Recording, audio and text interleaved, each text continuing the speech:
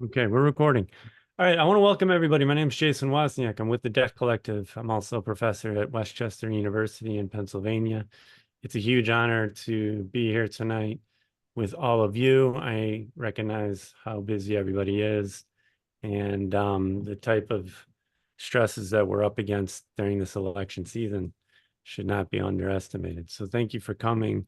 And what we're going to do is a very short, brief introduction to who we are. But while we're doing that, what I encourage everyone to do is in the chat, if you would like to introduce yourselves by saying your name, any type Hey, of Mom. affiliation you Mom. might have with education, whatever you want to include in the details, please do so now. So in the chat again, if you want to leave your name, if you want to leave any information about where you're coming from, location wise, that is most welcome. And I just introduced myself. I'll just say one other thing about the Jubilee School, which you're attending. So Jubilee School is the political education arm of the Debt Collective, the nation's first debtors union. We're about, I don't know, close to 100,000 strong. And what we try to do is educate folks about the different ways that debt burdens us all and how it is an outgrowth of racial, gendered financial capitalism that we ultimately need to challenge.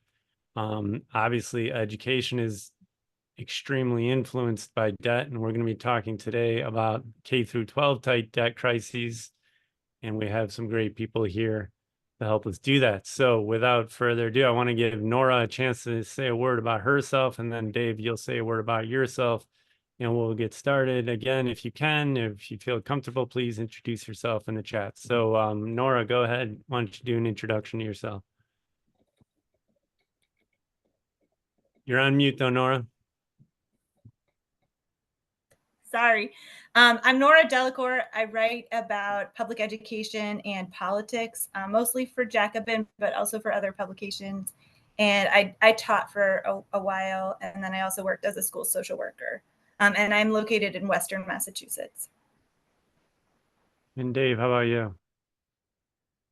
Hey everyone, I'm Dave Backer. I'm a professor of education policy at Westchester University, along with Jason. A lot of my work is on school finance, kind of from the left, and thinking about how to understand school finance, in a way that incorporates like struggle and organizing. And so I'm really happy to be here. I'm so excited to see you all, and really looking forward to tonight.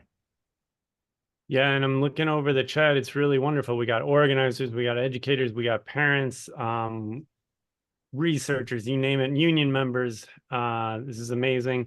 I should also add that I did teach K through 12 for, I think, 8 years or so. So this is near and dear to my heart as well. Okay, I'm going to get started. And a couple of things. After each of our sections, we'll have some time for questions and answers. So if you feel like asking a question and or making a comment, what I ask you to do is to write the word stack in the chat. And once you write the word stack in the chat, that helps me keep track of who's in the line of Q&A, and we can go back and have a little bit of order to the conversation rather than people just speaking up. So if you write stack in the chat, I'll mark you down, and then when we get to the moment of question and answer, we'll be able to do that with some ease. So I want to begin actually with a little bit of interaction. And I want to begin by asking people if they know if their school received COVID funding, what they call ESSER funding. And if you know about ESSER funding in your school or your district, do you know how much funding you received? And do you know what your school or your district did with that funding? So I think the way to do this is to write in the chat if you want to either say something about that, or if you just want to type out what you know about COVID era funding, and how your school or your district used that funding. So any ideas, any thoughts, any knowledge about the COVID era funding that your school or your district received? So don't be shy. I know Philadelphia, where I'm located, received a lot of funding. And they used that to hire vice principals, aides, repair some buildings. So in Oregon, 120 million in ESSER. Okay, we had free lunches. Yes. In the district. Yes. And Jada is jumping ahead to the next part, which is the sunsetting. But it was used for teacher planning days. We all need teacher planning days. Okay, so North Carolina did a good job reporting and tracking. Free lunch is another one. Yeah. 500,000 left, but you don't remember how much it was, Karen. Yeah. District used money for staff, among other things. All right. So this is huge. We had a moment in time where we had an infusion of money that people are mentioning here that was used for K through 12 education. And as I think it was Jada mentioned, the problem is, my friends, that money is going away. That money's sunsetting. And the next question is, what's going to happen to your district or your school?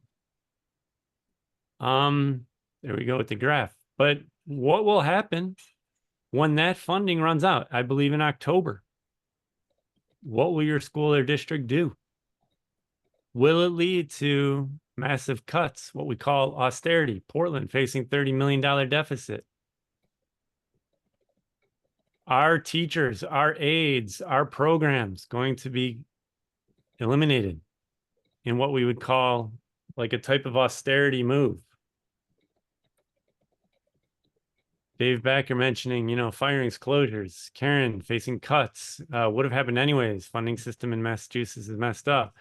So again, this is an important question because one of the reasons and the inspirations for this event was to talk about the crisis to come. The cliff, the financial cliff, some people have called it, that we are facing. And the ways in which districts and schools are going to have to scramble, if they haven't already, to try and make up for money that will no longer be there. And we need to ask the question, why isn't that money there always? Like, what's going on? Where does that money go, etc. So this event is an attempt to discuss a crisis to come, especially to recognize that who gets to shape the crisis and the discourse about the crisis has a lot of power. And this is something that we want to be careful about discussing here tonight. And that is to say that if we let the right wing or centrists talk about school funding crises without countering the ways that they talk about it, then they get to shape some of the school funding realities that we would problematize. And so one of the reasons to get more knowledge about the crises to come, the crisis that might already be here for some districts, is to try and change the narrative, to put forth a narrative that we believe gives us power over what happens policy-wise, pedagogically, and otherwise. So who capitalizes on the crisis shapes education, presence, and futures.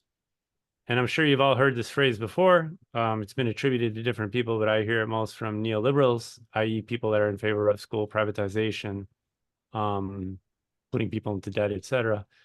And the phrase is, never let a crisis go to waste.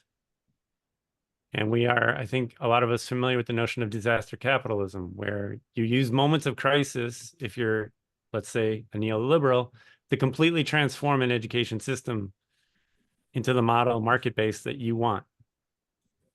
But we have another opportunity if we shape the crisis and if we decide what we can do in the moment. And that's what we want to be talking about as a group here tonight. Really important part of this discussion tonight is to talk about the ways in which there is another debt crisis in education that doesn't get as much press as the student debt crisis, and that is the K through 12 funding crisis. In a second, I'll share a Rethinking Schools issue that I had the pleasure of producing with Stan Karp, amongst others, about this. But one thing that we want to touch on tonight are the ways that financial debt has an enormous influence over what does or doesn't happen in K through 12 schools. And of course, this is tied to the other side of the equation, which is to say, that schools go into financial debt to operate because they lack the proper funding that they need. And so there's two sides of the coin here. On the one side, there is a revenue question. And when a school district or a school lacks the funds that it needs to do what it needs to do, i.e. pay its teachers, repair buildings, hire aides, then they go into private debt in order to pay, or in order to fill some of those funding gaps. And what's absolutely essential to recognize is that debt is not just an economic reality, but it's a power relation. And what do we mean by a power relation? That once a school district is in debt, its creditors have power over what happens in the district. And so I will place all the possessions I have, and including my $200,000 in student loan debt, on the table in a bet to say that if you're getting cuts in your school, if you're not having the amount of teachers you need in the classroom, if your classrooms are overcrowded, there is a way you can trace that back to the school district or the school trying to appease the creditors by paying the creditors what they're owed rather than paying for what the people need. And so creditors get prioritized over what our communities and students and teachers need. And so this is a way where the debt reality is not just an economic relation, but it's a power relation. So creditors are kind of what we call a shadow governance. They have a lot of power to shape what happens in our schools and our school districts. This K through 12 debt is, not surprisingly, separate and very unequal. Insofar as the poorest districts in the country have much more debt than the richest ones. And to give you two examples of this, if you compare the District of Chicago, where I used to teach with the CTU, you will notice that the debt levels of the Chicago school district are much, much higher than, say, the wealthy white suburban area of Barrington. And as an example of this, the average K through 12 student, if you broke it down, carries $26,000 worth of K through 12 debt in Chicago. The Barrington student carries less than $1,000. So you see some very radical and unequal ways in which K through 12 debt is distributed based on race, class, and other parameters. Philadelphia is another good example. And I would ask all of you to consider this equation. In the District of Philadelphia, where I live and do a lot of work, we're paying $152 million alone in interest and fees to Wall Street out of the school district budget. That's just interest and fees. The annual debt service is over $300 million. It makes up 10% of the school district budget. What we need to always ask around these numbers is, what could teachers and students and the community do with $150 million if that wasn't being sent to Wall Street bankers, hedge funds, and creditors? That's a lot of money that you could do a lot of good work with. I encourage everyone here tonight to, at the very least, after or during this presentation, find out how much your school district's in debt. Find out how much of your annual budget goes towards debt service. And once you do that, ask the question, what could we do with the money that's used to service K through 12 debt?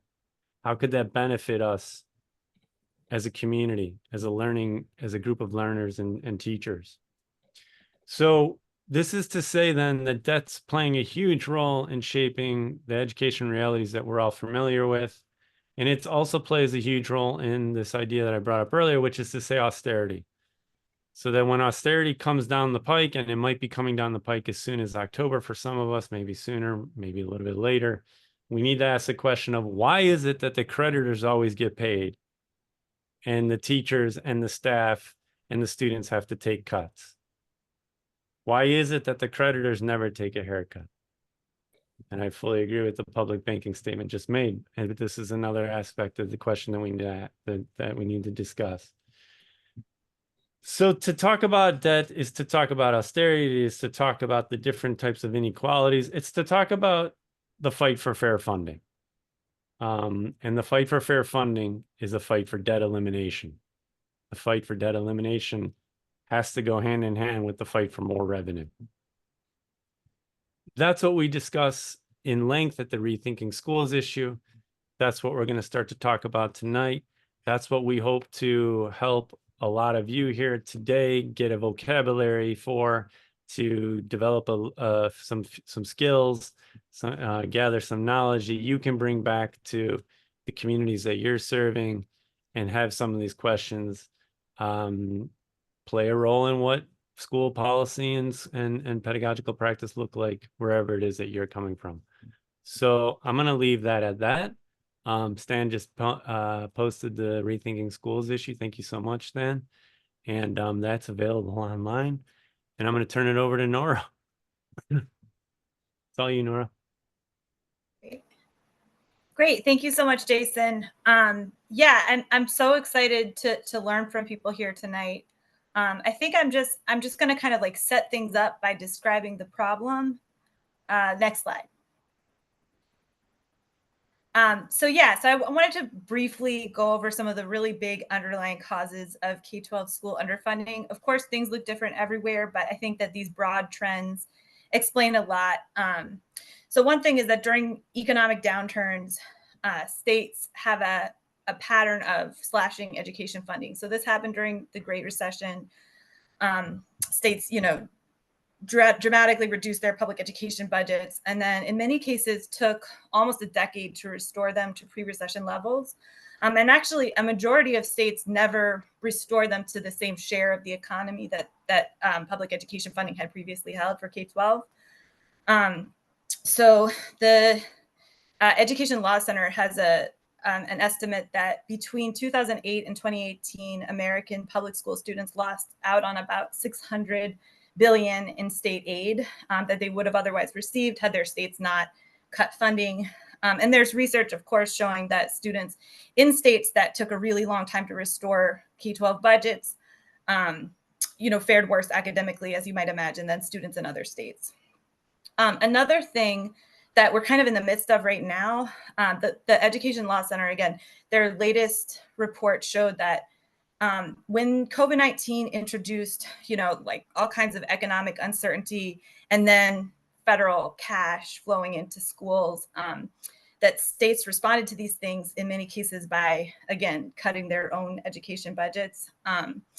And so I think that's undoubtedly heightening the fiscal cliffs that districts are now facing or about to face.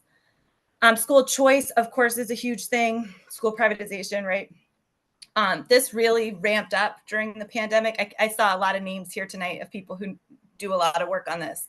But GOP-controlled states introduced some of the most radical versions of school choice, like education savings accounts, tuition tax credits, and universal voucher plans. So that's like any family, can cash in on public funding to pay for private education for their kids, regardless of whether they have millions and millions of dollars, regardless of whether their kids ever went to public school in the first place. So places like, New Hampshire is an example where they just ended up having to pay for a whole new set of students who were previously, just in private school, and they weren't responsible for those students. So anyway, these programs are just phenomenally costly to taxpayers. They always exceed initial projections. And actually a lot of states have passed in conjunction with these massive tax cuts for corporations and the wealthy. And so that is really, I think, it has been argued, my friend Jennifer Berkshire argued, and I would agree that this is like a intentional mechanism of defunding state governments so that states really will not be able to provide just basic services like public education.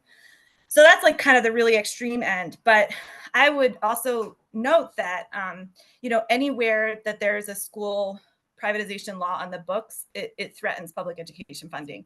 So like I am in Massachusetts, we're a safe blue state. We don't have vouchers. We've got charters, but they're limited. And yet they're a huge drain on especially like smaller and rural districts every school year. And then inadequate federal aid. And I think this is the big elephant in the room when we talk about school funding. So on average, contributions from different federal agencies make up about 8% of public school operating budgets, which is just a minuscule, minuscule amount. And there's really no good reason for that. Obviously, the federal government could do a lot more than that. And they showed us that they could do more than that during COVID.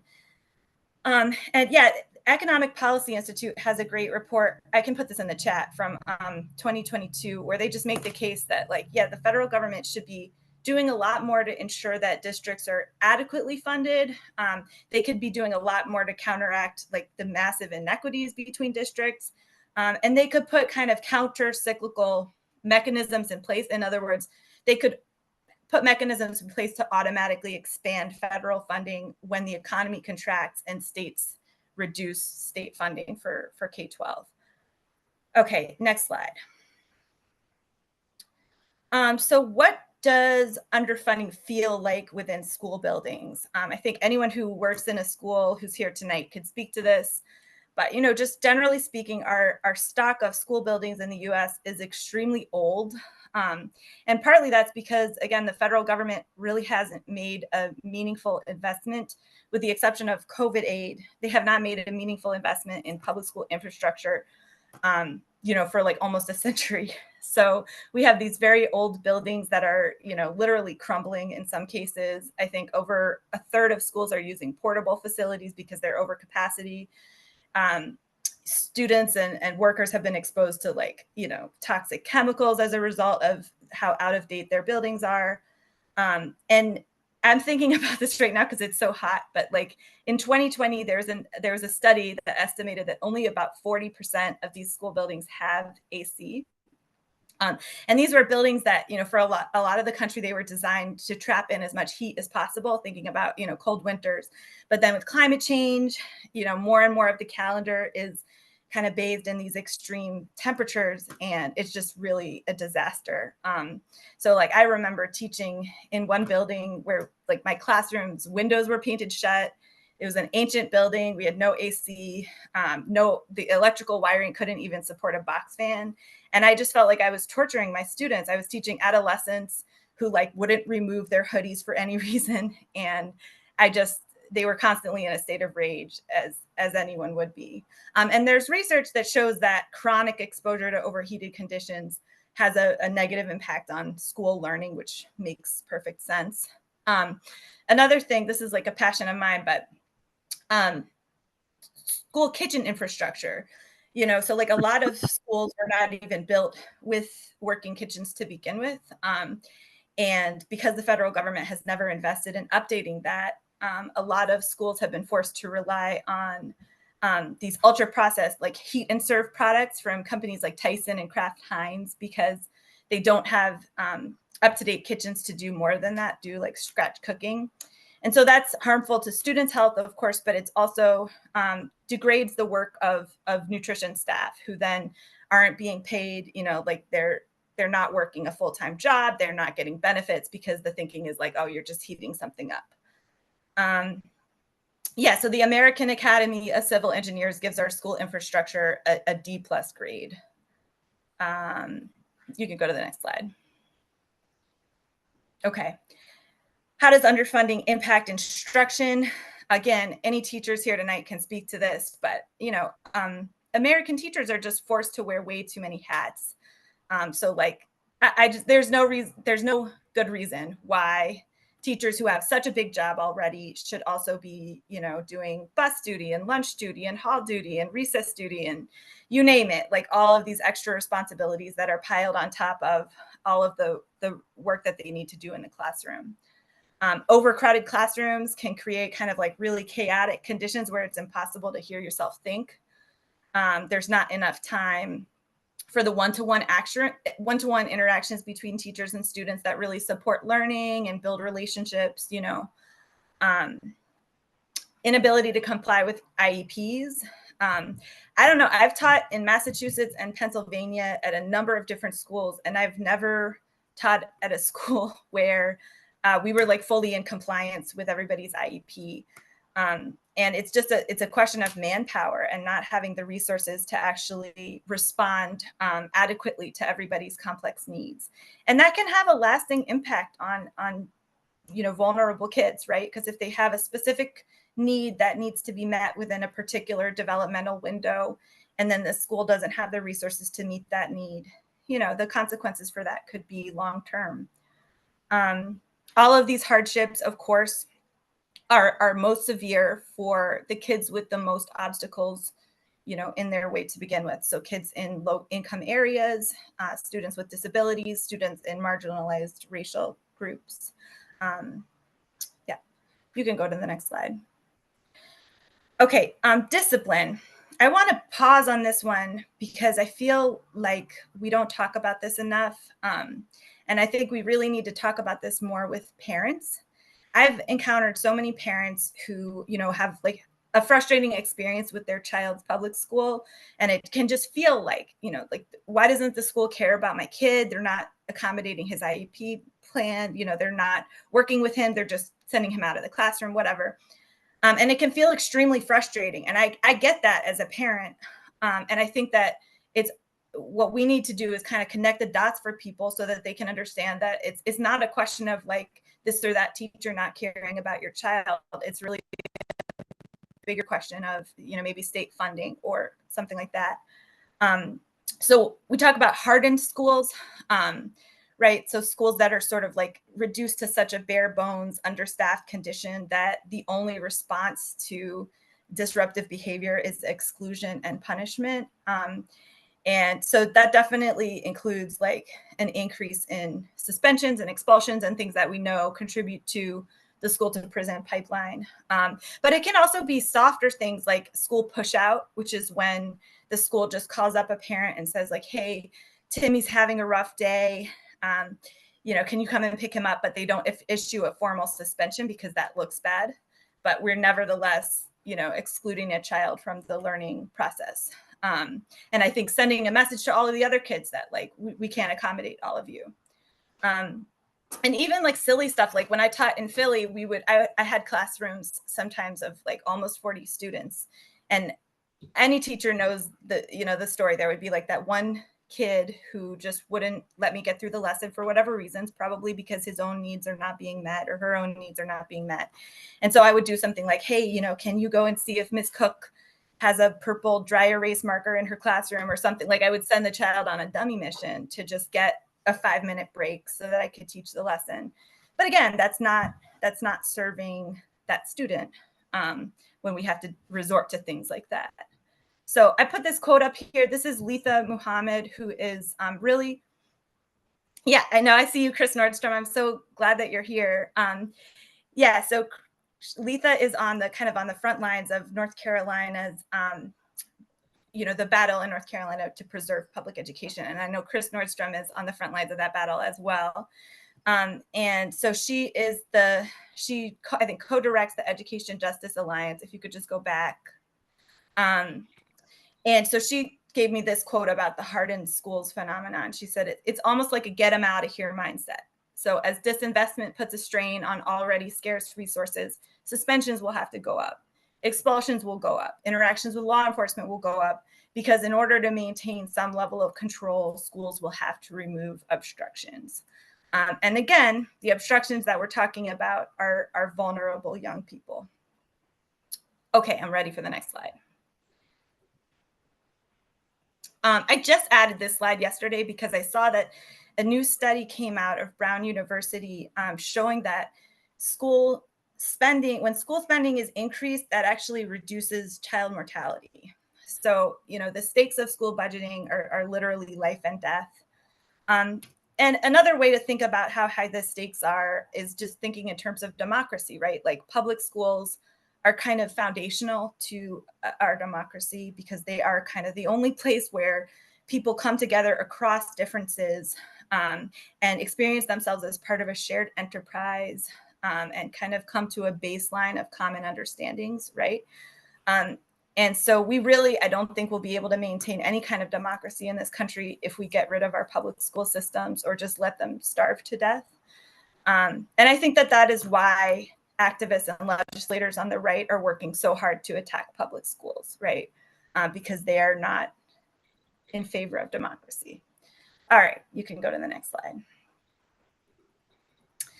Fighting back. So this is a picture of young people in Georgia lobbying at their state house around school funding issues.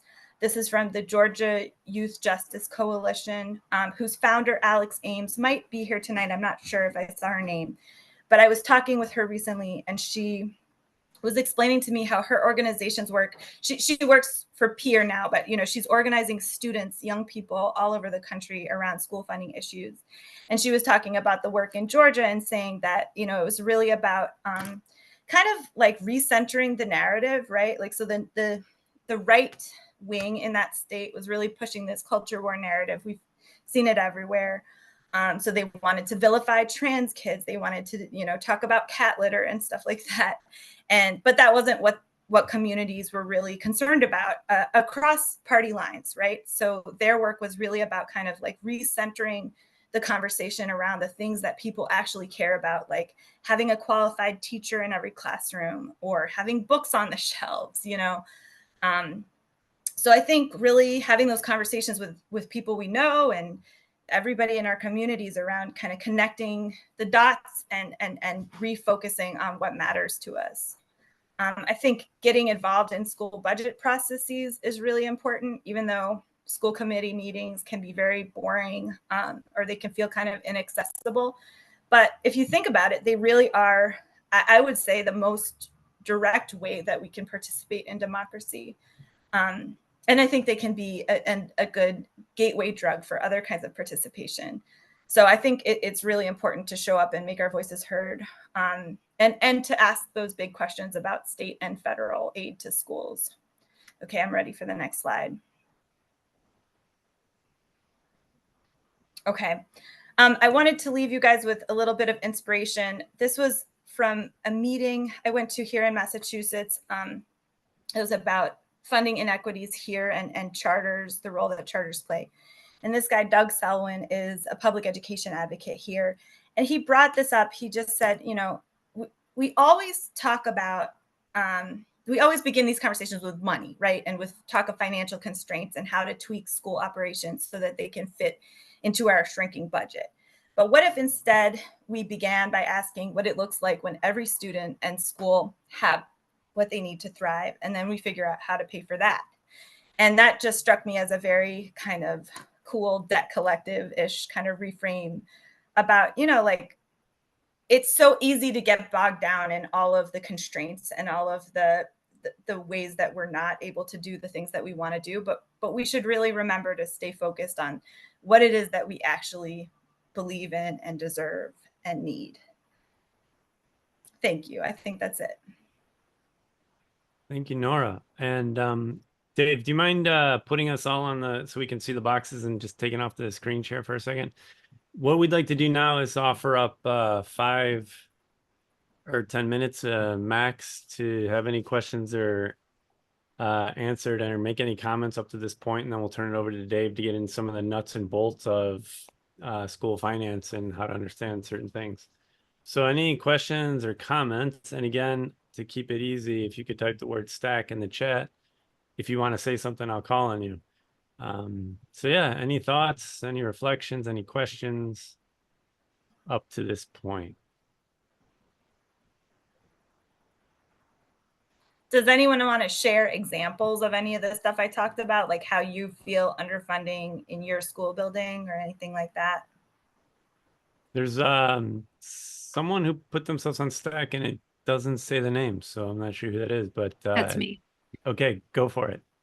Hi, my name is Sarah Pagura. I live in Medina, Ohio, which is a suburb of Cleveland. And my local school district has, I believe right now we have like a $5 million budget shortfall. But it's a few years down the road from being much bigger. So our local community has been like unable to pass levies for operational levies, and just like increasing our taxes to pay for it.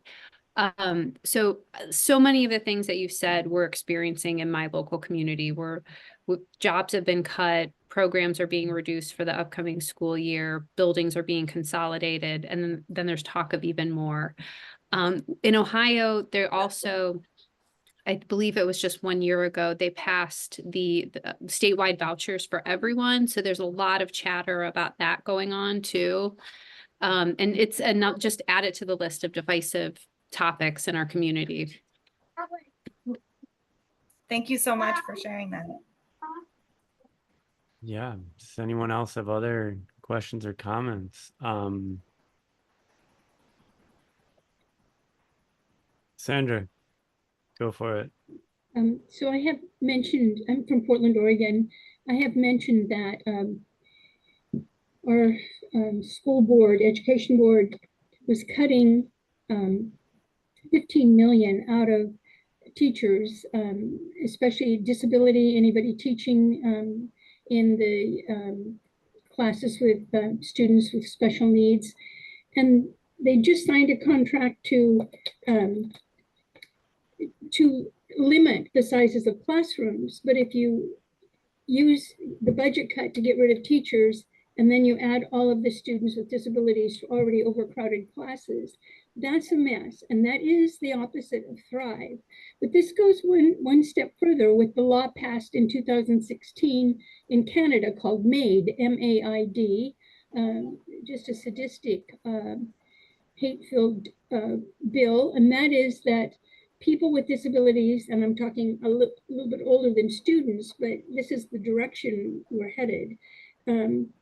If they can't afford to have live-in care, and they cut funding in 2016 and give them the choice of paid assisted suicide. So again, that's a ways off from our students, but I see it as a very frightening thing. We just had a woman who's a specialist from University of Texas, Megan Schrader, and I caught an article last year on MAID in The Nation, and then a few months later, Megan Schrader responded. We've since had her online, I mean, not online, on our radio station, KBOO, to talk about eugenics. And so I'm not throwing that in as an extra scare tactic, but I'm saying the way that we're going, and I am a live-in caregiver for a 47-year-old woman who is intellectually disabled. And the way that things are going to get worse than they are. And so I'm really happy to see this this gathering tonight, and it seems like a lot of brilliant minds are working on this. So let's go. Yeah, Sandra, I just want to go ahead, Nora.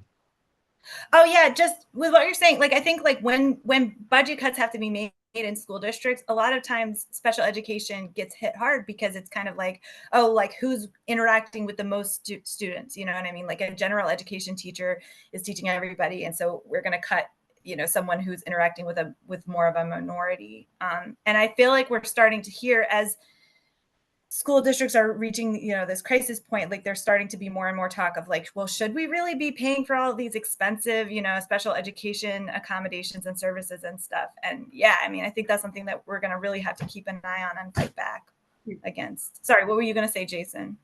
No, I was just going to say before maybe moving over to Dave that a lot of the comments and what Sandra, you were just saying, reminding me of this phrase that, you know, budgets are moral documents. And the way that we budget reflects the priorities and moral choices of a community. And I think it's always important to ask, you know, who's making those decisions and what morals are they reflecting, and do they reflect the morals of you and of the teachers and of other people. And I can't stress enough that that's one of the reasons that, you know, what Nora said about engagement and taking power at school district levels is so important, because again, the people that are setting those documents are working off of a set of morals that I think a lot of us would question. And yeah, so I think we should turn it over to Dave, and who will talk about some of the ins and outs of budgeting, and then we'll have some more time for some more questions and answers. So thanks so much, Nora. Yeah, thank you.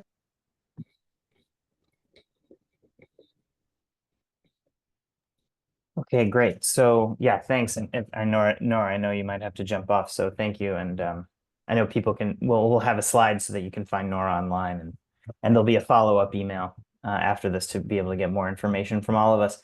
But I'm coming in here with the last part of the presentation because a lot of this can feel really big and really heavy, and there's a question of like, what do we do, right? And I'm coming in here with some tools. I'm calling it tools to understand, strategize, and organize. And there's so much here to say. What I wanted to really focus on was first, like the kind of mindset that I think it's important to have when going into trying to understand these budget struggles, because what Jason said is exactly right, that the budgets are moral documents. But when you lift the hood, so to speak, on the budget and you see the engine, it's just like, oh my God, how do I fight for my position? How do I fight for what's moral when I'm confronted with these kinds of documents and these kinds of details? So I just wanted to, some of the things that I think about and hold close when doing this kind of work. And I wanted to give you an example. And then I actually, at the end, wanted to teach you like a little skill, which some of you might have already. I don't know. But I'll, at the very end, I'm going to just sort of have you go through something actually with me to try and learn how to get into the details. So again, when the question becomes, what do we do? These are just some things that I think about. So I think first about get mad and get math. Okay, why do I say that? I was a terrible math student as a kid. I had like math. I can't even remember now. I get nervous thinking about it. I froze up. My mind froze. And I think that math gets mobilized to disempower us. And I think that actually math curriculum sort of does that a little bit, whether it's conscious or unconscious. In any case, we have to come to terms with the fact that a lot of the piping, the stuff that's going on in the budget has numbers in it, and we just have to not be afraid. Or if we feel fear, we let that fear settle into us, but that's not where we end up. We don't have to end up there. We can get mad at it. I studied philosophy of mathematics then as an undergraduate, and I sort of took my intellectual revenge on math. And I continue that now with my work on school finance. So the other thing is to get to know specific laws, politics, and debt financing in your school district.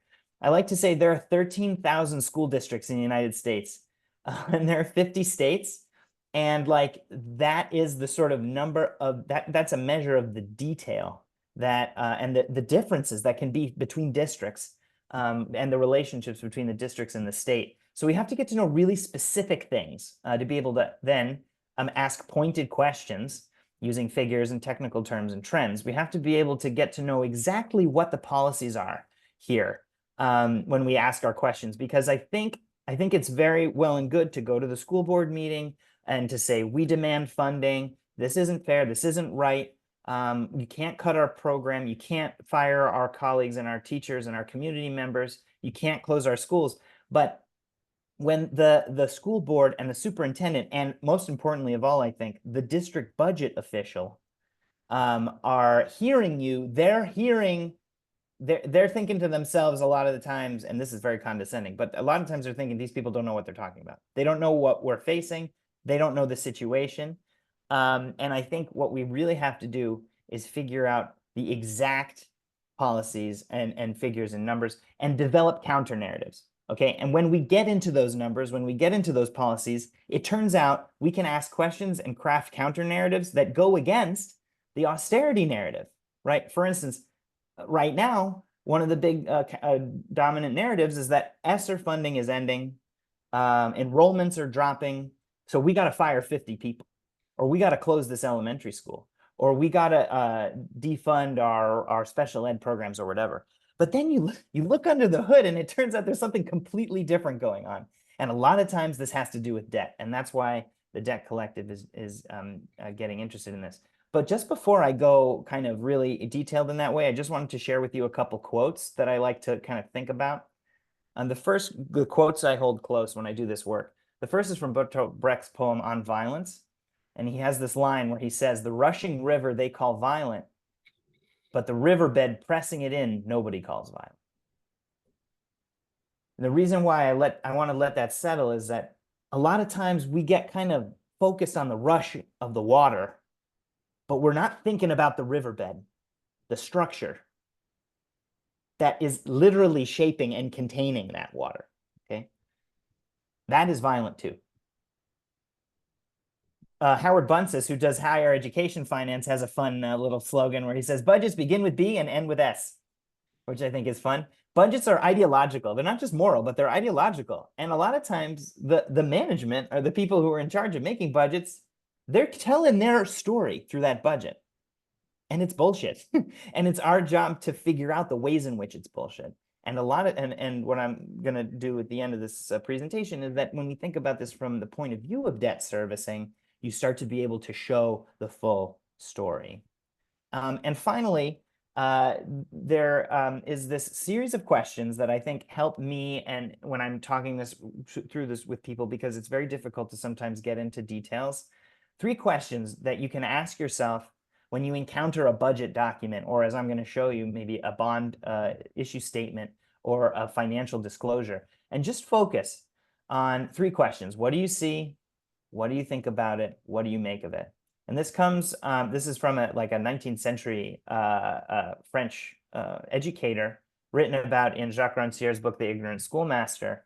And Jacques Cousteau believed in something called the equality of intelligence, which means that intelligence is equal. We're all equally intelligent. We can all make meaning of the most complex stuff. We just have to remember that over and over again. And it's really important to remember that your intelligence is as equal as the budget officials in making meaning when you encounter those documents. He might know a little more than you, or she might know a little more than you, but you can make meaning just as well. And so right before I get into some of these details, I want everyone to just take a deep breath. I want you to be kind to yourself, and I want you to be mad at the debt state, okay? So remember to be kind to yourself. I'm going to give you an example of a district that I recently kind of dove into, and I'm going to tell you a little bit about how I did that. So the example I wanted to give is in Ann Arbor, and I saw someone's from Michigan. So maybe some of this Michigan stuff is going to be familiar to you. And of course, people from coming from all over the place in Massachusetts and Oregon and in Florida. I just want to give you this example to give you a sense of what I mean when I say specific policies, getting mad, getting math, budgets are bullshit, etc. So in Ann Arbor, Michigan, it turned out that there was a $25 million budget shortfall. Okay, like sort of on the larger side of the ones that I've been seeing recently. They've had to fire, I think, 60 people so far in the district. And the way that they messaged this obviously was in the same ways that we've been seeing. You know, enrollment drops, ESSER funding, etc. But I watched a YouTube video of the budget meeting from last year, and I saw something that it blew my mind, and I looked into it a little bit more. It turns out this $25 million budget shortfall was actually a $14 million accounting error that the district made. It was a mistake that they made. And it had nothing to do with ESSER funding dropping off. It had nothing to do with enrollment dropping necessarily. And it had everything to do with something called pension debt, or unfunded pension liability. And I'm going to try and do this as quickly as possible, but teacher pensions, there's a problem when people retire. We want to take care of them, and the way we do it in this country is so it's terrible. But we have public pensions for educators, and those pensions need to calculate how much income they need to receive from places like school districts to be able to pay out benefits to retirees over the long term, 30, 40, 50 years. And so they calculate using something called a discount rate. They calculate the kind of contributions that need to be made. But because there are certain projections that are decided in ideological ways, the pensions are decided to be unfunded. That is to say, they have projections where they say they need money, they're not getting enough money. The way that Michigan has decided to deal with this problem and take on some of the problem at the state level is by giving a one-time payment from the state government to the school district as the employer. And the school district has to pay that back at the end of the year. So they list the payment as revenue coming in, and then they have to list it as an expenditure at the end of the year. So in a way, the school district is being helped by the state to take care of the pension debt. in the midst of a superintendent leadership, I'll call it a kerfuffle, but it was a crisis in Ann Arbor. It turned out that the budget people forgot to list this one-time payment as an expenditure in their budget. Does that make sense? They listed it as revenue coming in, fine, but they didn't list it as expenditure going out. So when the year came, they owed the state government $14.3 million. That it just literally that little bit of a mistake. And to me, like that's more than half of this budget shortfall. Okay. And the narrative coming out of the district is that, oh my God, we have to fire people, the enrollments are dropping and ESSER. No. They made a terrible mistake. That's a result of our unjust retirement system in this country and the ideological ways in which they calculate the contributions to their pension debt. That's a specific policy in the Michigan landscape that has a huge impact on this situation. But there are a couple other things I wanted to mention too. The second thing I wanted to mention was increasing debt. Okay, this is direct debt. So just as Jason said at the beginning, the way that school districts get their revenues for infrastructure, capital expenditure, largely is by selling themselves as investment product on Wall Street. If you're an investor, you can look up a public school district online through something called a Bloomberg machine and see if you want to invest in it or not. And that school district, it just needs a new playground, just needs a new roof for the elementary school, just needs a new HVAC system. That's our way of funding facilities in this country, which I think is toxic and corrupt. And Michigan, it just turns out a number of districts in Michigan around 2019, in terms of their long-term capital plans, like they were thinking in terms of 10, 15 years when they needed new buildings, right? 2019 was a moment when they took out a lot of debt. And if you look at this graphic here, you'll see that in 2015, they had about 17.1 principal outstanding. That means debt that they had to pay off, that they owed Wall Street, basically. Okay, it's pretty low. But then we get to 2020. And if you look at the line for 2020, it goes up to 46. Go up, and then it goes up to 102. And then you take another 35 in 22, and then another 100 million that Ann Arbor went into debt. In 2023, that's a huge increase from having 17 million in 2015 in principal outstanding to ultimately your net direct debt is $320 million. And then you make that accounting error, and then the ESSER cliff hits. But I just wanted to, like, again, we might think about the violence of the river, but this is the violence of the riverbed. That's the violence of debt. Just like the pension debt created the situation for the school district in Ann Arbor, the way that school bonds and municipal debt work is also a kind of violence. And I also wanted to say one more thing about Ann Arbor, which is that you have decreasing local revenues as that debt increases. Okay, and that's because in Michigan, in the Michigan Constitution, there's something called the Headley Amendment, which people in Massachusetts might have their Proposition 2.5, for instance. The Headley Amendment is something a little similar. It requires that if the total value of existing taxable property in a local taxing unit, exclusive of new construction and improvements, increases faster than the U.S. Consumer Price Index from one year that it next, the maximum authorized tax rate for that local taxing unit must be reduced through the millage reduction fraction. What does this mean? Okay, it means that there's a law in Michigan that says that you can't increase your local taxes if a certain ratio goes above consumer price index, inflation. If inflation goes up, you can't bring in more local revenue. You actually have to decrease it. And what you see here is that happening in Ann Arbor. And you see two things in this box that I'm talking about from 2018 to 2022. You see the principal residence operating, that's their local property taxes. It's here at 4.1 in 2018. You see, it's going down. It ends up at 2.6 here in 2022. But what's going up? The amount of taxes they have to bring in just to pay off their debt. It goes up from 2.45 to 4.1. And what that ultimately means, the total principal residence, that is the total money that's coming in locally, it's going down from 9.5 3 to 9.1. And that little 0.2 can make a difference because less money's coming in. So less money's coming in because there's this Headley Amendment thing, but also they're taking out a lot of debt, and also there's pension debt. And all of this is combined with the fact of the Esser cliff. Of course, that's an issue, but there's so much else going on. Okay, so I know I just got wonky for a little while. What I wanted to do was tell you about how you can start to do this yourself. Okay, so what I'd actually like you to do, you know, everyone is online, and a lot of us, I know you're on a Zoom call, it's late at night, but you maybe have some other tabs open. What I'd like you to do is go to another tab. Maybe you can minimize the call, you know, as I'm talking. Sorry, I was talking a little too fast. I get like kind of excited when I'm talking about this stuff. So go to this website, emma.msrb.org. I'm calling this Emma time. For those of you who know about Hammer Time, this is Emma time.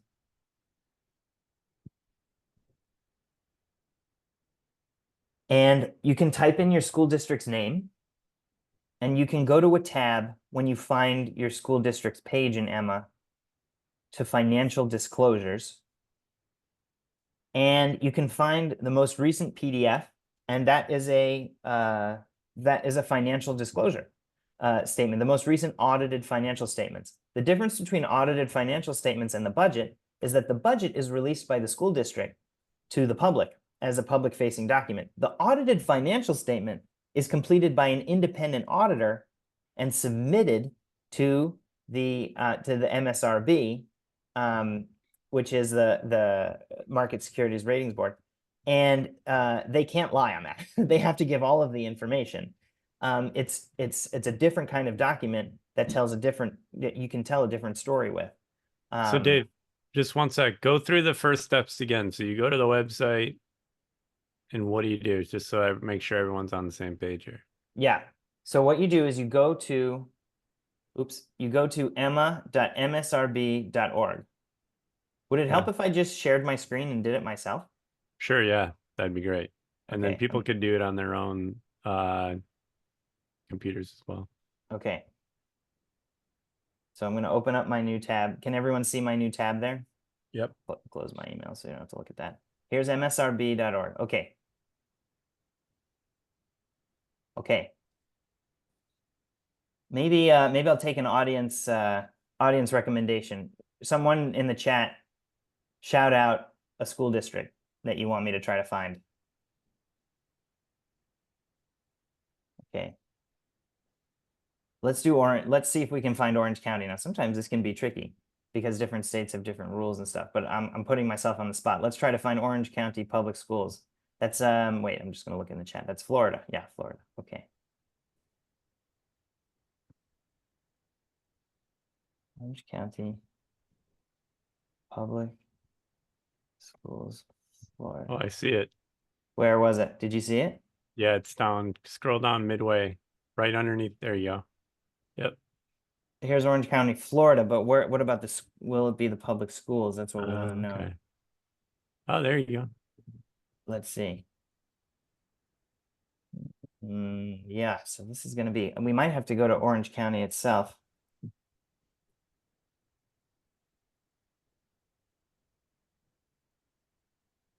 Yeah, so you get Orange County, all the stuff. Now you have to be able to sift through it. Maybe there'll be something in Orange County.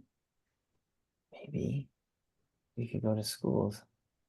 Nothing. Okay, but let's just do Orange County, because if the way that the county funds its schools in Florida, you know, the county has a relationship to the schools. So what we could do is first go to financial disclosures.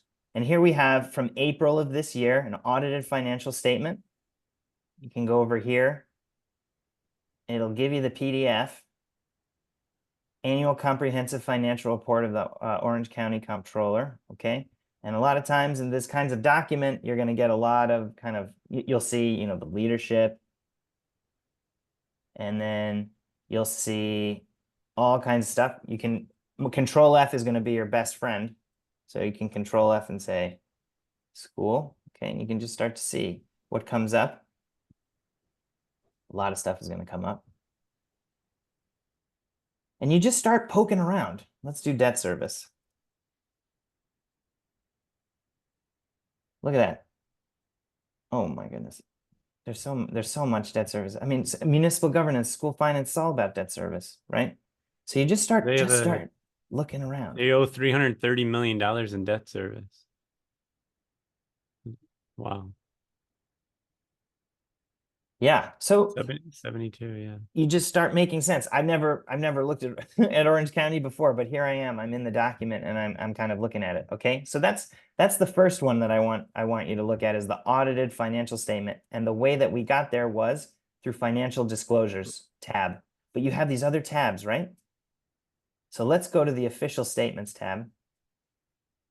And the official statements tab is where you get something called bond issuance. Bond issuance statements are the statements that they have that the districts have to file when they actually take out one of these big loans and go into debt. And the thing about this is the school districts and the counties, they can't lie to their creditors. That's illegal. That's fraud.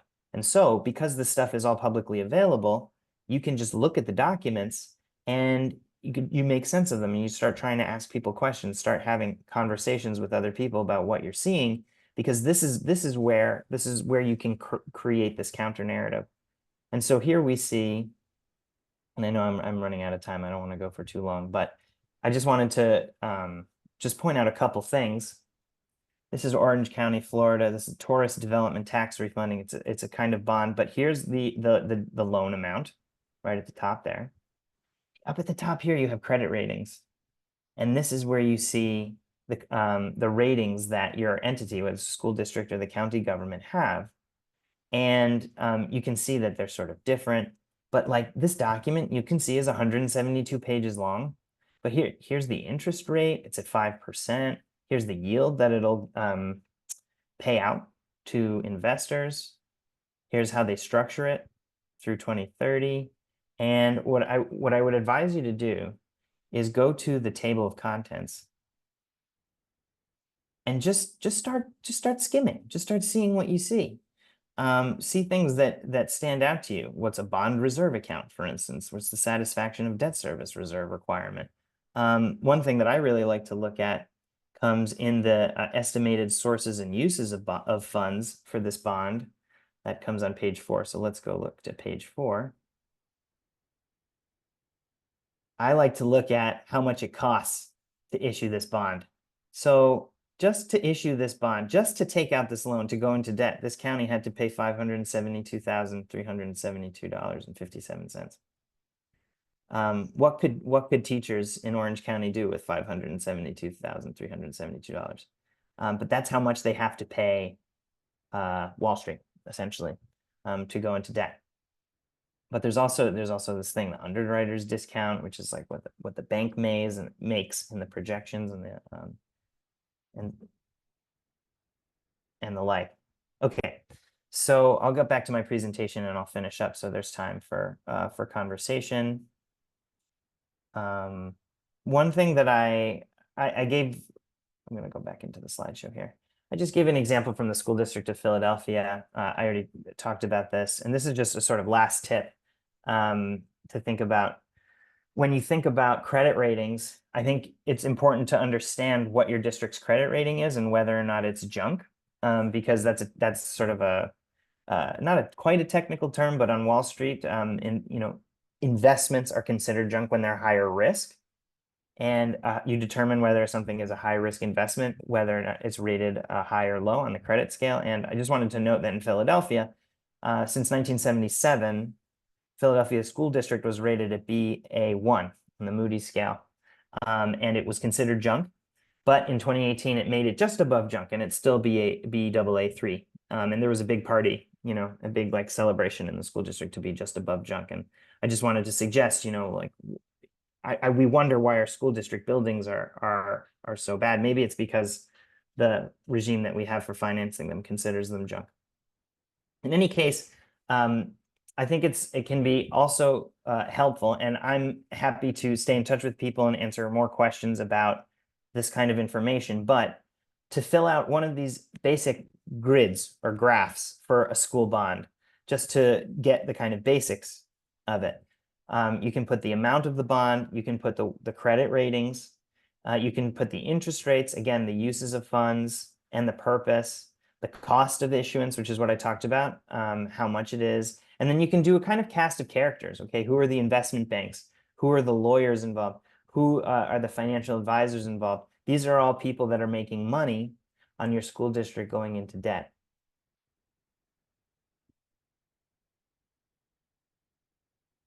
And thanks. That's it for the presentation. Here's our information. And thank you, everyone. I know it's late, and I really appreciate your attention and for coming tonight. Thank you, Dave. And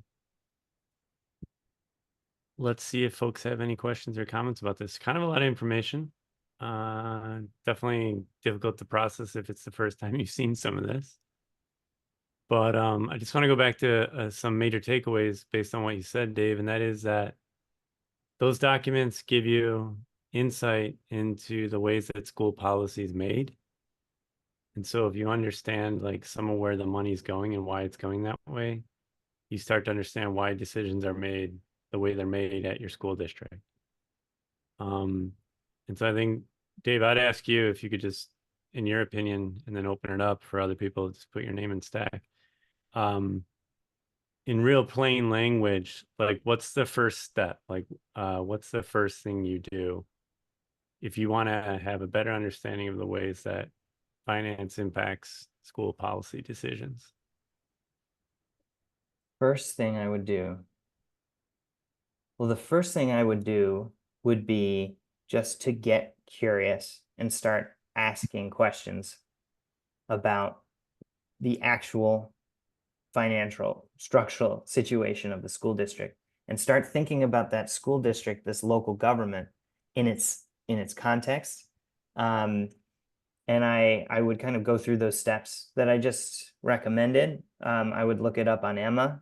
I would see what you see, and I would start trying to get together with other people who are concerned about this and start reading those documents together, start asking questions, and start trying to see if you can craft that counter narrative, so that you can go to a school board meeting and ask a question, or you can write an email to the school district, or you can start maybe even crafting a campaign. But the first step is really to kind of it's to kind of realize that there are these overarching generalities. We can talk about schools and money, and then there's the specifics, and to start really just rabbit holing, drilling down. I don't know how many other images I can conjure, but really just arm yourself with the knowledge that of the school district as a financial entity. And a lot of times it's just asking questions. Come up with a few questions that you can ask. What does this number mean? Why does this look like this? You're telling me this is about the Esther Cliff, but you know, how is it that you made a $14 million budget mistake there when you didn't pay back the unfunded liability? So along those lines, what would be a real basic question that anyone here might have? It could be as simple as, where do I find my school district's budget, to how do I know how much debt my school district has, to why did my school just fire 40 teachers? What would be a real basic question related to school finance that anyone here might have, if any?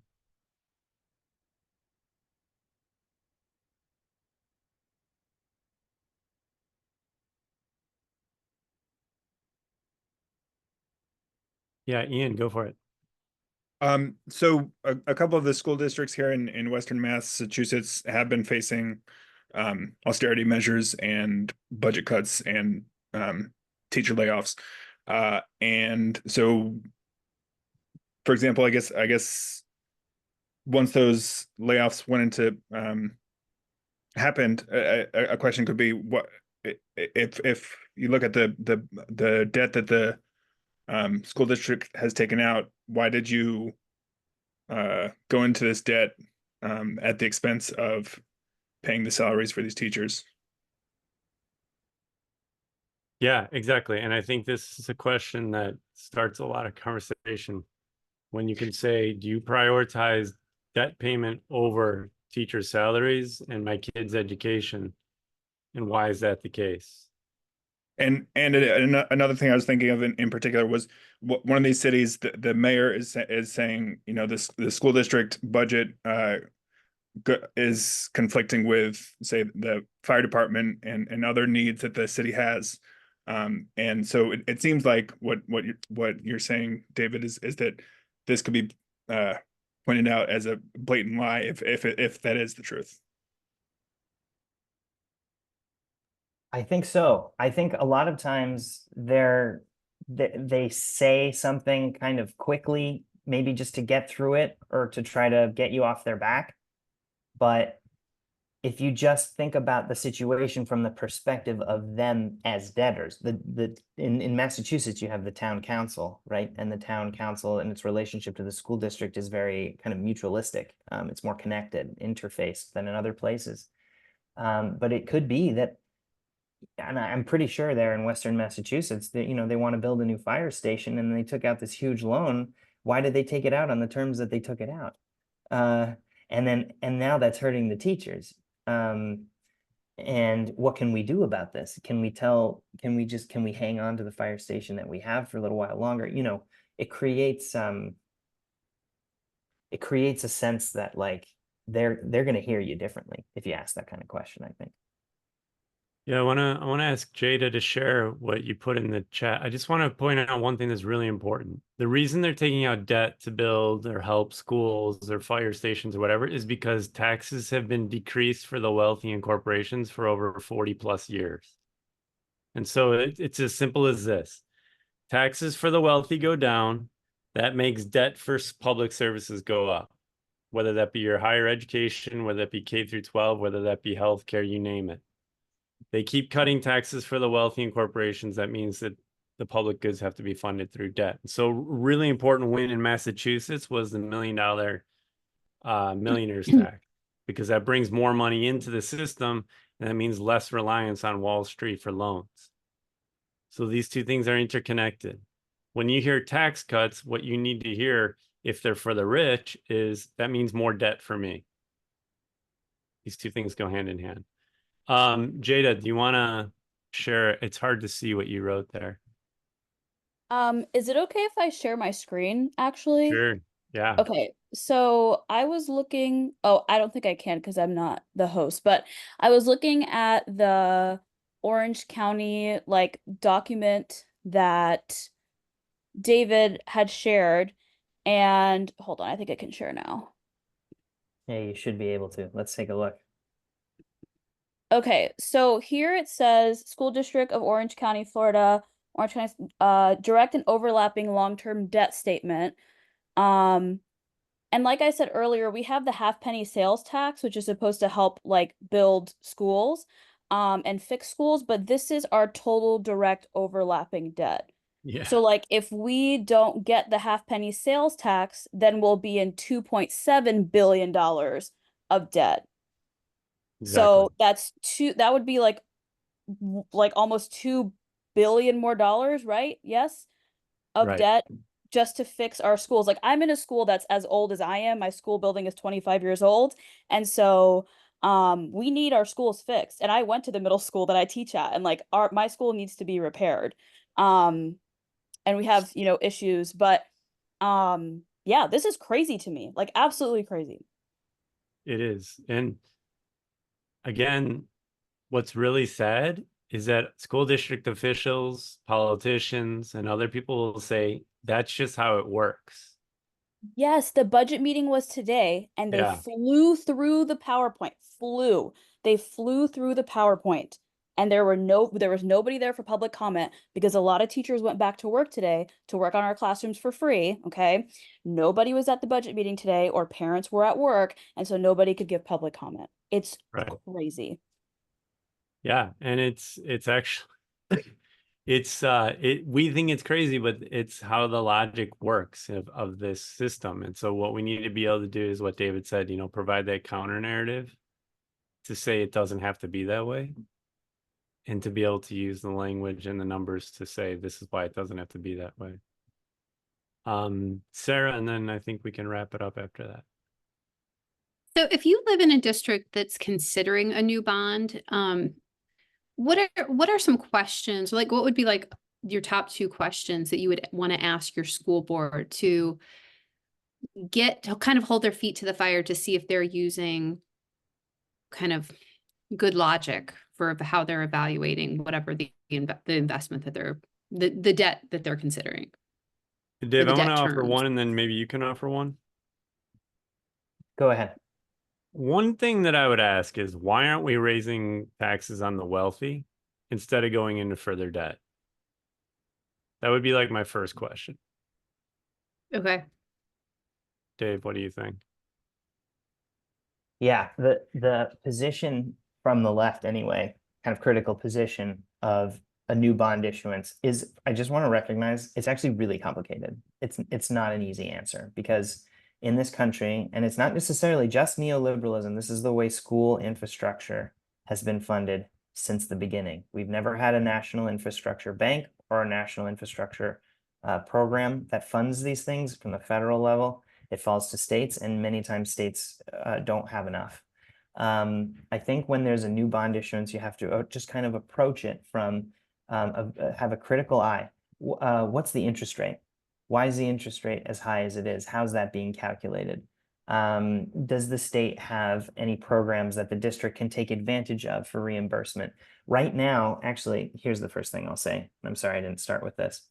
Right now, I would ask whether or not the school district is taking advantage of Inflation Reduction Act programs for reimbursement for school infrastructure projects.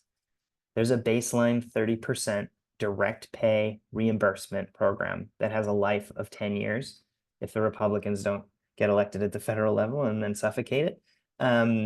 But school districts can get money back from the federal government, and it's like a bottomless pit. It's like an unending buffet of federal reimbursement dollars for projects that are energy efficient. And what that does is it incentivizes green infrastructure and provides lower costs to the school district for their capital programs. Okay, so and I've done this with school districts. I've requested meetings with the budget officials to try to get them to look at programs in the Inflation Reduction Act and the bipartisan infrastructure bill. It's the BIF. I can't remember I think it's the IIAJ or something. But I think these are things that we can actually demand, right? That there are programs that are available now.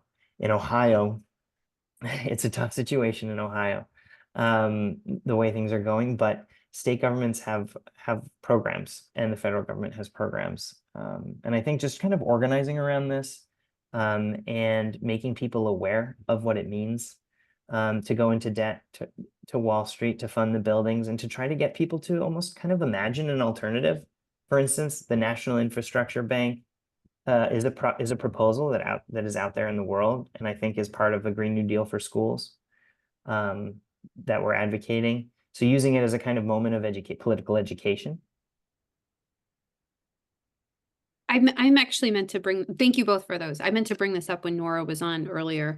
I know that in one of our recent school board meetings, there was talk about, because the budget has been so upside down, they are not able to do like regular maintenance on buildings. And so things that, if they're projecting like every 5 years we need to do a particular task to a building, they're stretching out to 7 to 10, and then the bills are much more expensive because the repairs get bigger, and then you couple that with inflationary conditions, and it's very hard for the school districts to keep up with those expenses as well. Is at least what I'm hearing from ours. That's right.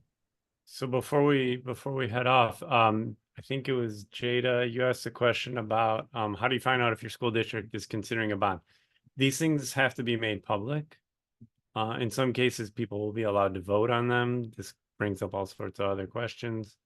But I think, Dave, do you know, there's usually local reporting on it, but the school district minutes is another good source for that. I would be checking school district board minutes.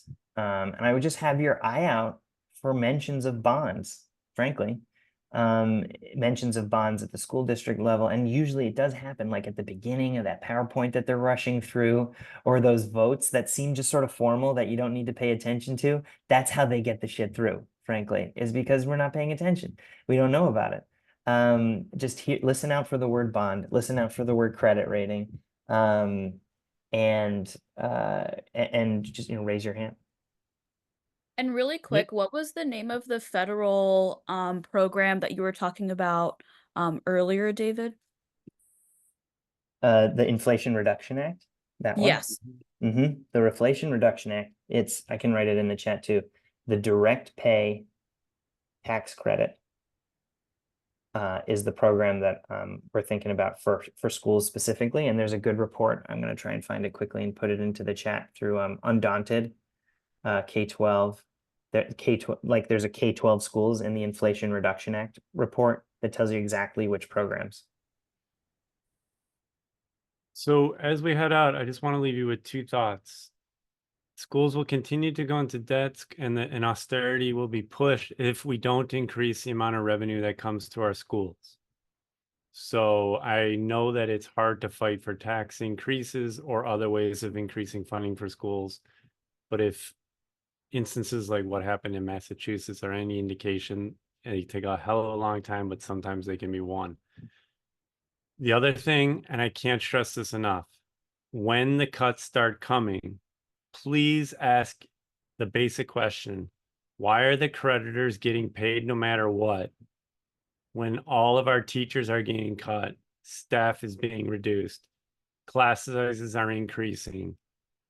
Why do the creditors always get paid? They already made money on their bonds. Why is it fair that these Wall Street banks and other creditors get paid under any circumstances? And yeah, part of the response will be because that's legally written into the contract. But that's what we got to question. Because as we know, through all sorts of struggle throughout time, just because something's legal doesn't mean it's right. And we have to build the power to change that. To keep building power, the Debt Collective will continue to hold workshops like this for its Educators Caucus. And I want to thank you all for coming out, for taking part in this. This is obviously an issue that deserves, just continuous conversation. Thank you, Dave. Thank you, Nora. And thank all of you for being in the struggle. And I look forward to being in further conversation with you at future opportunities. So stay strong, stay in the struggle, and take care of yourselves and your friends. Have a good night, everybody.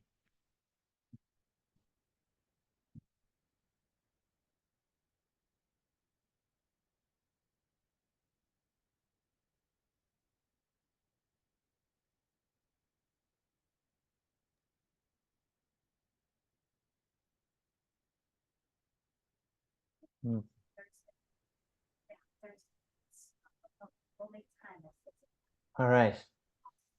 All right. Did you stop recording? 1 second. I just did something that I don't want to do on my computer. 1 sec. Where is this? Fuck. Top left. Oh, yeah, there we go. Cover your mouse. Okay, there we go.